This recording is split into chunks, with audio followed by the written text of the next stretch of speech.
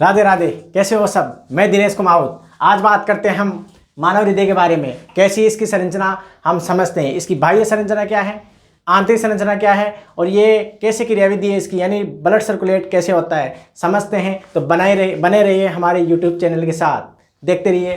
बात करते हैं मानव हृदय के बारे में। तो मानव हृदय की बात करें तो मानव का जो हृदय होता है, हमारा जो यहाँ का भाग होता है, उस भाग को बोलते हैं वक्ष गुहा। इस वक्ष गुहा में बीच की यहाँ की जो हड्डी है यानी अस्थि है, उसे बोलते हैं उरोअस्थि या स्टर्नम।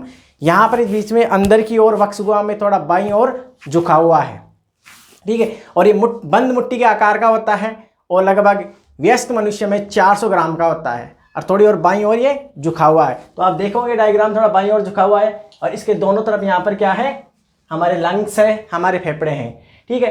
तो हम बात करते हैं बाह्य संरचना की। तो बाह्य संरचना आप समझे इसकी। तो अब आंतरिक संरचना की ओर चलते हैं हम। आंतरिक संरचना में देखेंगे हम ध्यान से, विभिन्न भाग आपको दिखाई दे रहे हैं डायग्राम में। हम इनको एक एक को समझते हैं। सबसे पहले बात करते हैं हम, देखो हम अच्छी तरह जानते हैं कि हमारी जो धमनियाँ होती है उनमें अशुद्ध रक्त होता है, मतलब CO2 युक्त होता है। और जो सिराएं होती है उनमें अशुद्ध रक्त होता है और धमनियों में शुद्ध रक्त होता है। तो सबसे पहले बात करेंगे हम कि ये जो आपको नीचे की ओर दिख रही है और ऊपर की ओर दिख रही है, इसे बोलते हैं ऊपरी महाशिरा और निचली महाशिरा। ये अशुद्ध रक्त को यानी CO2 युक्त रक्त को लाएगी कहाँ पर, यहाँ पर। सबसे पहले यहाँ पर आलिंद। ये कौन सा आलिंद है, दायालिंद। यानी दो भाग होते हैं, एक तो आलिंद होते हैं ऊपर के और नीचे के नीले होते हैं। तो ऊपर के जो भाग दिखाई दे रहे हैं इनको बोलते हैं आलिंद और नीचे के भाग बोलते हैं नीले। तो आलिंद आकार में थोड़े छोटे होते हैं जबकि नीले आकार में बड़े होते हैं, क्योंकि नीले पर प्रेशर अधिक होता है, यानी BP अधिक होता है। तो बात करें यहाँ की दायालिंद, क्योंकि इनके मध्य में पट बन जाता है, आलिंद पट और नीले पट बनने के कारण क्या 4 चैम्बर हो गए। तो मानव का जो हृदय होता है 4 कक्ष होता है, ठीक है। कितने कक्ष होते हैं, 4 कक्ष। 2 आलिंद ऊपर के और 2 नीचे के नीले। इस प्रकार से दायां आलिंद, बायां आलिंद और नीचे की ओर देखें तो दायां नीले और बाएं नीले आपको दिखाई दे रहा है, ठीक है, यहाँ पर। तो ये 4 कक्ष हो गए, 4 चैम्बर हो गए, ये एक दूसरे के रक्त को मिलने से रोकते हैं। अब देखो ध्यान से हम देखें तो अशुद्ध रक्त को लाने के लिए ऊपर पाई जाती है ऊपरी महाशिरा और निचली महाशिरा, ये अशुद्ध रक्त को लाती है। इसी प्रकार शुद्ध रक्त को ले जाने के लिए पाई जाती है महाधमनी, शुद्ध रक्त को ले जानी। शुद्ध रक्त की बात करते हैं हम, किसकी बात करते हैं, O2 युक्त बात करते हैं हम।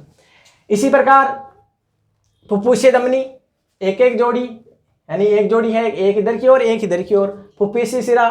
इसी प्रकार दाएं आलिंद और दाएं नीले के मध्य में एक त्रिवलिनी कपाट पाया जाता है और इस कपाट को हम बोलते हैं त्रिवलिनी कपाट। क्या कहते हैं हम, त्रिवलिनी कपाट कहते हैं इसको। इसी प्रकार बाएं आलिंद और बाएं नीले के मध्य में कपाट पाया जाता है, उसे द्विवलिनी कपाट बोलते हैं। यानी ये दोनों ही कपाट क्या करते हैं, रक्त के विपरीत प्रवाह को रोकने का कार्य करते हैं। इसी प्रकार अर्धचंद्राकार कपाट पाए जाते हैं, ठीक है।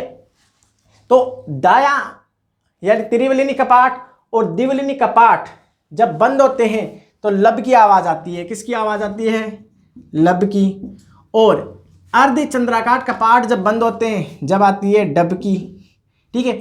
यानी त्रिवलिनी कपाट और द्विवलिनी कपाट जब बंद होते हैं तो किसकी आवाज़ आती है, लब की। और अर्धचंद्राकार कपाट बंद होते हैं तो आती है डब की आवाज़ आती है। तो ये तो थी इसकी आंतरिक संरचना। अब इसकी हम क्रियाविधि समझते हैं और देखते हैं कि हमारा रक्त किधर से किधर जाता है। कहने का मतलब है किधर कौन से भाग से, यानी कौन से आलिंद में, नीले में अशुद्ध और शुद्ध है कि कहाँ पर शुद्ध है, कैसे यानी दोहरा परिसंचरण होता है, उसको समझते हैं हम। तो ध्यान से देखें, हम मानते हैं कि सबसे पहले ये क्या है, पंपिंग करेगा। वो पंपिंग कैसे करता है उसका अलग से हम एक वीडियो बनाएंगे, ठीक है। तो अशुद्ध रक्त, सबसे पहले अशुद्ध रक्त कहाँ पर आएगा, नीचे का अशुद्ध रक्त सारा कहाँ से आएगा, निचली महाशिरा से आ जाएगा दाएं आलिंद में। इसी प्रकार ऊपरी भाग से आ जाएगा यहाँ पर दाएं आलिंद में। यानी यहाँ पर जो भी रक्त आ रहा है वो अशुद्ध रक्त है। कौन सा रक्त है, अशुद्ध रक्त। अशुद्ध की बात हुई तो CO2 युक्त रक्त, ठीक है। तो ये इससे आपको नीला दिखाई देगा, ठीक है। ये अशुद्ध रक्त यहाँ पर आ गया है। ये जो त्रिवलिनी कपाट है यानी ट्राइकस्पिड वॉल, ये अभी बंद है। ये पीछे से क्या है, पीछे का फ्लो आने के कारण ये बढ़ जाएंगे त्रिवलिनी कपाट खुलने के लिए मजबूर हो जाएंगे और ये रक्त कहाँ आ जाएगा, इस भाग में आ जाएगा। और ये कौन सा भाग है, इस भाग को बोलते हैं हम दायां नीले। ये दायां नीले बढ़ने के बाद में ये त्रिवलिनी कपाट बंद हो जाएंगे और ये बंद होने के बाद में जो रक्त होगा वो इन अर्धचंद्राकार कपाटों से एक इधर चला जाएगा और इधर चला जाएगा। अब इधर कहाँ, फुफ्फुसीय धमनी और फुफ्फुसीय धमनी। तो ये हिस्सा अपना कौन सा है, बायां, ये हिस्सा कौन सा है, दायां। अब बायां दायां कैसे हम कंफ्यूज रहते हैं, तो हमारे डायग्राम को ऐसे रखो आप, इधर वाला हिस्सा कौन सा होगा, दायां, और इधर वाला बायां। तो ये कौन सी है, फुफ्फुसीय धमनी बाईं वाली और एक दाईं वाली। तो यहाँ से फुफ्फुसीय धमनी में कौन सा रक्त आया, अशुद्ध रक्त आया है, समझे आप, अशुद्ध रक्त आया है। अब यहाँ पर क्या हुआ, फेफड़ों में जो कूपिकाएं होती है जहाँ पर गैसों का आदान प्रदान होता है, CO2 O2 का आदान प्रदान होता है, उनके द्वारा यानी विसरण द्वारा शुद्ध होकर शुद्ध रक्त आ जाएगा कहाँ पर, इसमें फुफ्फुसीय शिरा में। इधर वाले से भी किस में आ जाएगा, फुफ्फुसीय शिरा में आ जाएगा। तो यहाँ कौन सा रक्त है, शुद्ध रक्त। अब ये शुद्ध रक्त कहाँ आ जाएगा, यहाँ, ठीक है। ये शुद्ध रक्त कहाँ आया, ये कौन सा भाग है, बायां अलिंद। तो बायां अलिंद में कौन सा रक्त आया अभी, शुद्ध रक्त। कौन सा रक्त आया है, शुद्ध रक्त। अब इसमें शुद्ध रक्त आने के बाद में ये द्विवलिनी कपाट खुल जाएंगे और रक्त कहाँ पर आ जाएगा, शुद्ध रक्त बाएं नीले में।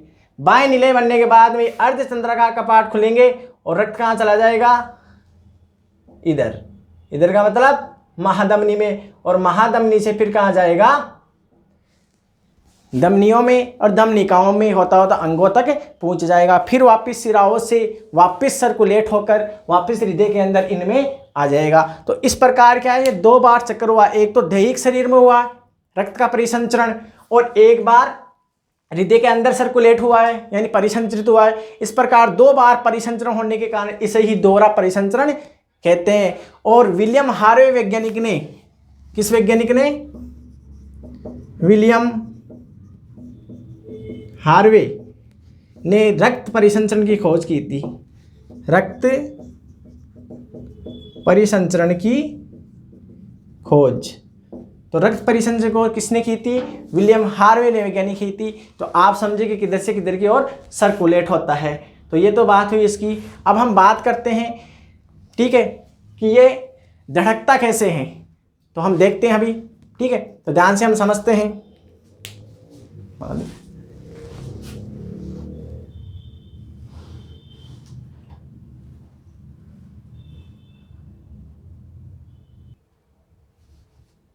ठीक है, तो हम समझते हैं हमारा हृदय कैसे पंपिंग करता है, नहीं धड़कता कैसे है, ठीक है।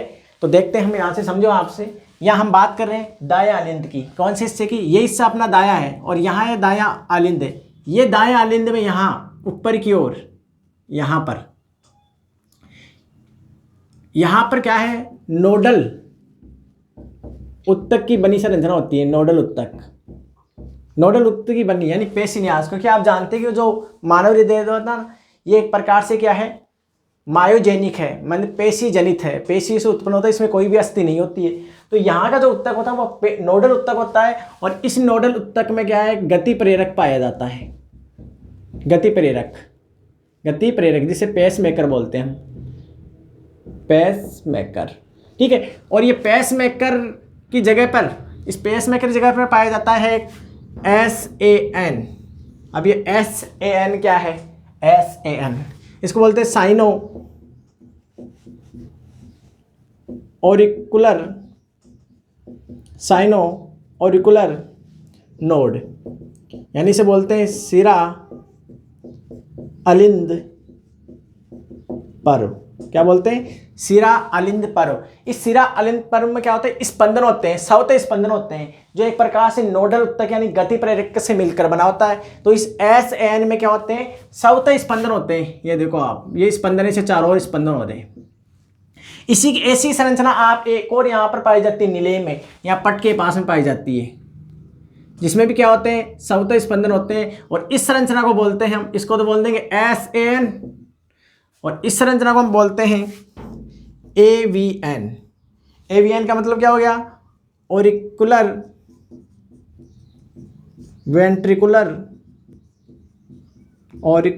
Ventricular node. यानी आलिंद निलय पारो।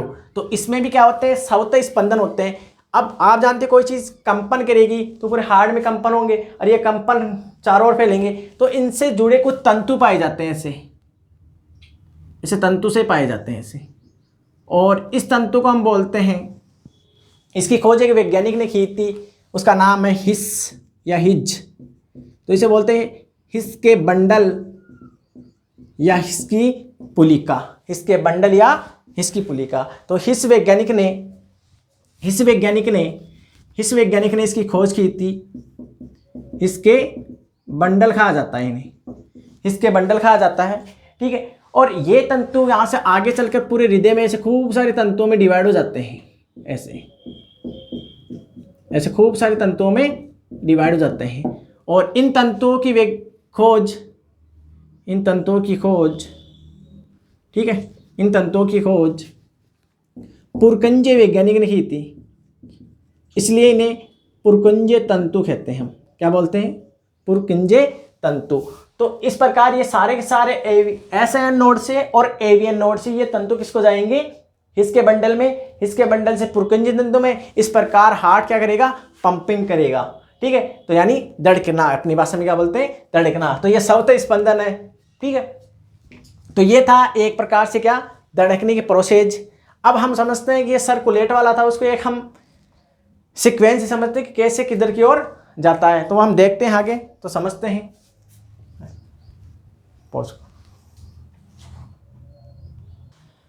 तो कैसे रक्त का प्रवाह होता है उसको हम एक क्या आरेख से समझ लेते हैं, आप उसको नोट कर सकते हैं। तो रक्त का प्रवाह क्या होगा, सबसे पहले महाशिरा में आएगा अशुद्ध रक्त, महाशिरा यानी निचली महाशिरा और ऊपरी महाशिरा से। तो यहाँ पर जो रक्त आया है वो अशुद्ध रक्त है, मतलब CO2 युक्त रक्त है। यहाँ से आया है दाएं अलिंद में, कहाँ पर आया है, दाएं अलिंद में। दाएं अलिंद में भी अशुद्ध रक्त आएगा। यहाँ से अशुद्ध रक्त फिर किधर जाएगा, त्रिवलिनी कपाट खुल जाएंगे। तो त्रिवलिनी कपाट ओपन, और ये रक्त कहाँ गया फिर, दाएं नीले में, दाएं नीले। यहाँ पर कौन सा रक्त आया है, अशुद्ध रक्त आया है, CO2 युक्त है। यहाँ से अशुद्ध रक्त फिर अर्धचंद्राकार कपाट द्वारा कहाँ जाएगा, यानी अर्धचंद्राकार